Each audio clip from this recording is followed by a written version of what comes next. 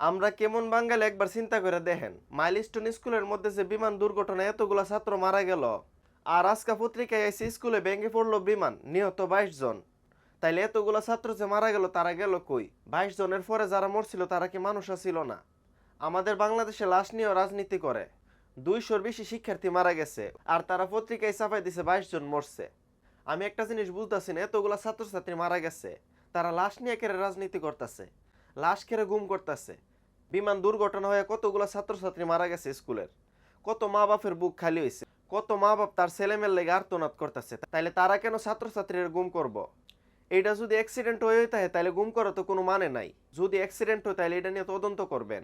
গুম করার মানে বোঝানো হয়েছে যারা গুম করতেছে তাদের উপরে আরো মানুষ আছে, এবং বাংলাদেশের বাইরে আরো মানুষ আছে, এবং এটা অ্যাক্সিডেন্ট না, চক্রান্তভাবে কোনো কিছু করছে।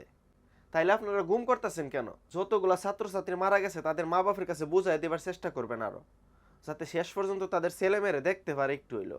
এখন যে অবস্থা দেখতেছে আমি শিওর এটার মধ্যে কোনো চক্রান্ত আছে।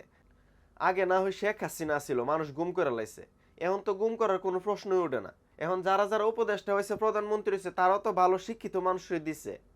এখন আমার শেষ কথা এটা, এতগুলো ছাত্রছাত্রী মারা গেছে, তাদের মা বাপের বুক খালি হয়েছে, আর পত্রিকায় খবর আছে 22 জন মারা গেছে। এটার নামও আমাদের ডিজিটাল বাংলাদেশ, তাইলে উন্নতি কই হইল?